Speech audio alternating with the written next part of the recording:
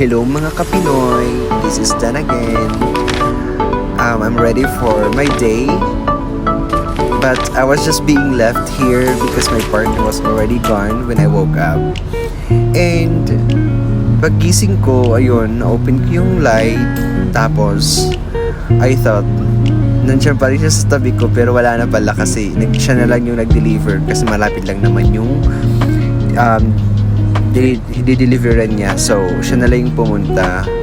I think that's around 8 a.m. in the morning, and I was preparing for my taking shower so that I'll be able to start my day also. And pag pumunta na siya dito sa room namin, tapos na ako. Kaya yun, nagmuni-muni muna ako ng sandali, ng kaunti, kasi kagising ko lang siya. Tapos, ayun na, manliligo na ako. Bye-bye for now. Kasi, bawal kayo or tumingin sa, sa pagligo ko. So, babalikan ko kayo after a few minutes. Ayun na nga. Natapos na ako dyan. Papadry na ako para sa sarili ko. Para, tapos na, and everything was fine and smells good again. Yes, vlogger yan. Anyway, yeah, tapos na ako maligo dyan. Ayun, sorry for the fat belly. It's big. Anyway, yeah, I have to assist na myself for my day. And ayun, nagpe-prepare na ako magbihis kasi aalis na kami in a few minutes. Pero wala pa naman yung partner ko, andun pa sa office.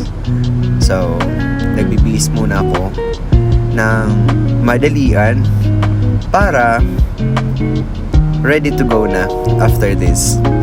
Medyo mabagal din yung galaw ko kasi ini-enjoy ko pa yung time at moment sa hotel habang mag-isa lang ako kasi alam ko makakag-video ako. Kaya yun, tinake ko yung time and opportunity to take videos while my partner's not around. So, ayun na, nagbihis na ako. Paras kami naka-block ngayon kasi mainit. Anyway, mainit talaga, even nag-block kami. So, ayun. Ang bagal ko magbihis dyan. Bilisan mo dyan, malilate ka na.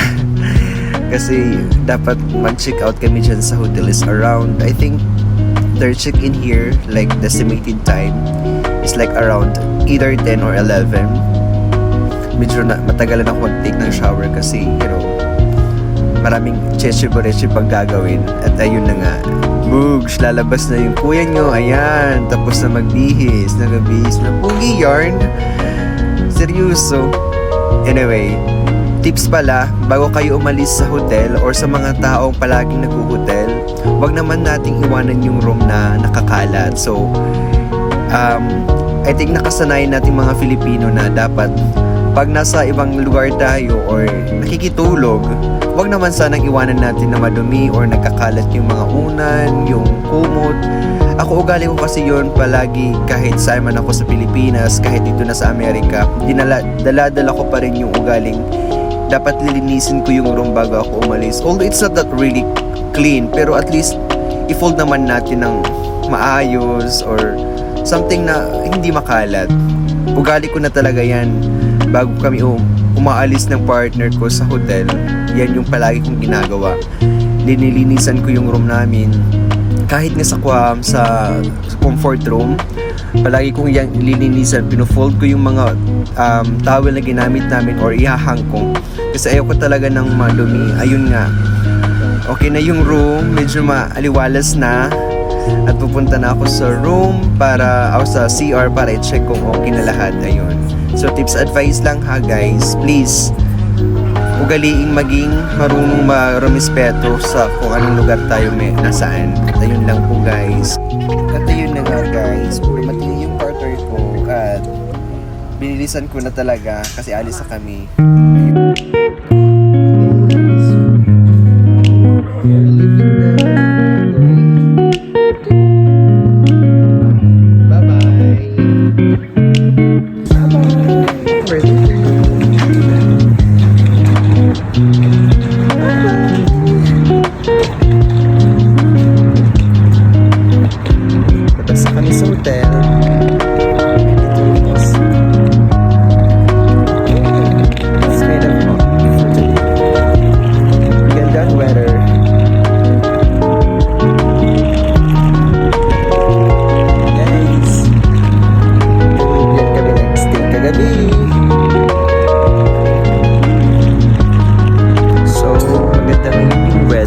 and it's kind of, I think we're in but it's kind of hot.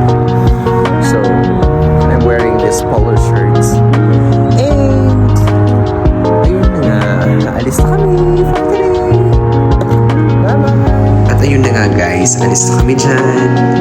Going to have our breakfast that time. Pero ayun pa, nagpa-prepare pa si partner ko. So ayun, papasok na ako sa van at tutur ko kayo sa lugar na aming pinuntahan. Magliliw muna kami dito.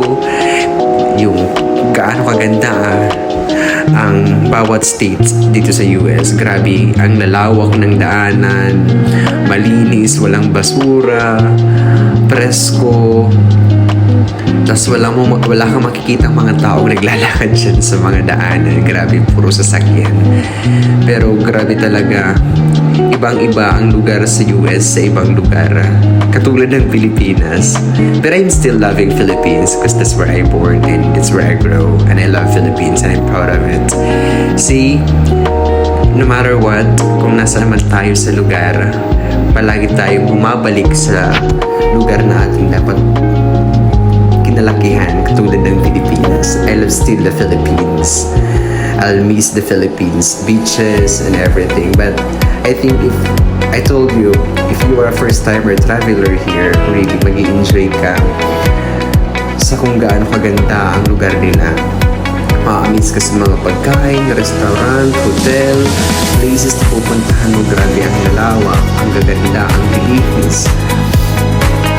Tapos, ayun na nga, itutour ko kayo dito ha. Pasensya, tour muna kayo. Hindi talaga yung tour na totally land, pero at least masisilayan mo yung ganda ng tanawin, ang ganda ng lugar dito sa USA. So, quick tour lang yan guys. We're gonna be having our breakfast after that. Kasi gutom na kami. It's around 11 I guess. And wala kaming kain. I mean, our last meal was around 10 last night.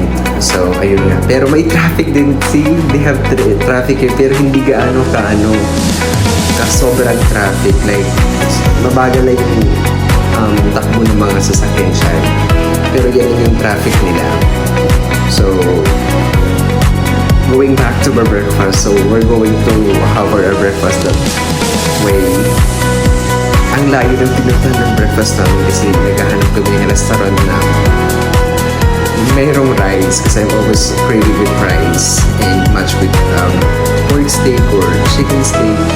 Yung partner ko is palaging na lilito kung saan kami pupunta ng restaurant at nagtatanong kung saan kami pupunta. Sabi ko basta may rice okay na yun kasi hindi nakukumpleto ang araw namin pag walang rice.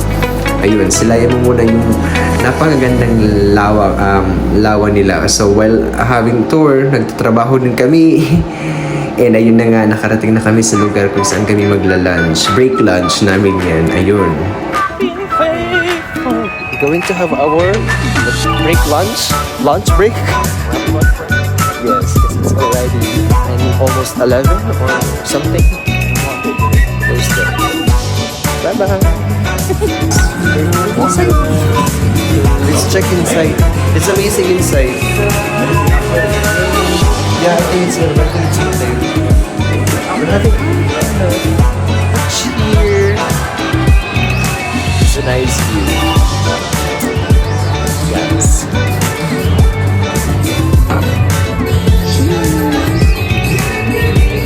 We have our lunch na.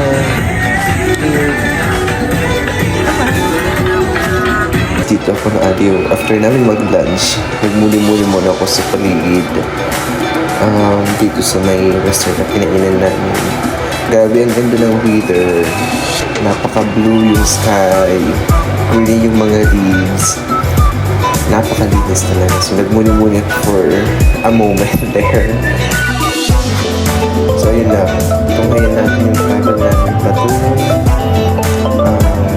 North Carolina, Dagat, Philippines. South Carolina after Georgia and Atlanta. Georgia, Atlanta, and also the last destination is Alabama. That's it. Enjoy the ride, enjoy the nice view of this video.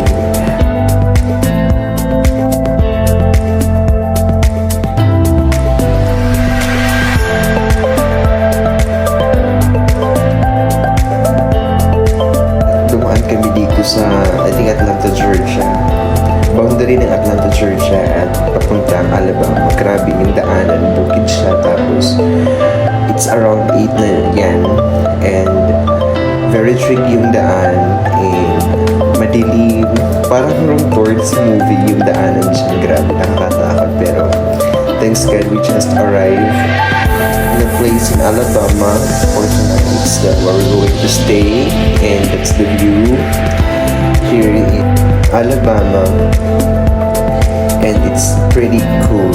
Like, it's a cute town here in Alabama. Hey, we come to Alabama for the third time. Let's go. Finally, we're here.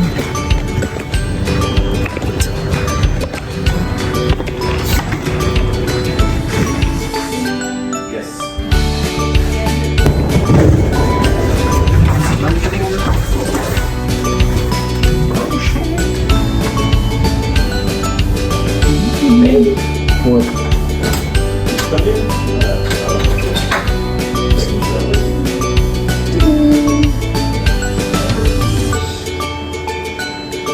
This is pretty hotel.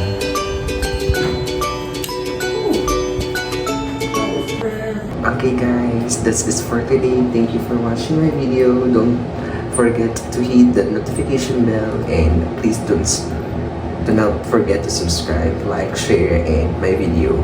Please tell me or do comment on sections and let me know which state you want to see, and I will try to take video for that. And I want to say good night and see you tomorrow for the next day. Bye bye.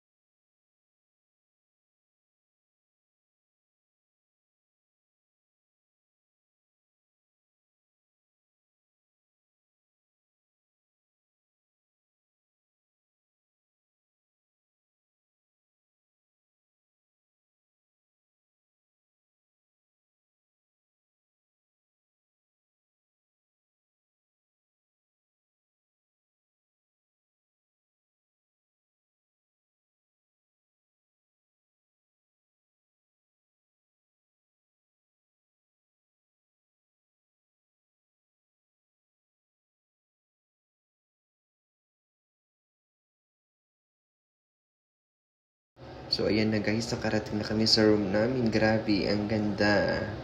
Hindi siya expensive na hotel, pero ang cute sa loob ng room. They have 2 beds for 2 people. And they have a nice designs inside. It's cute and it's good for 2 people. It's pretty.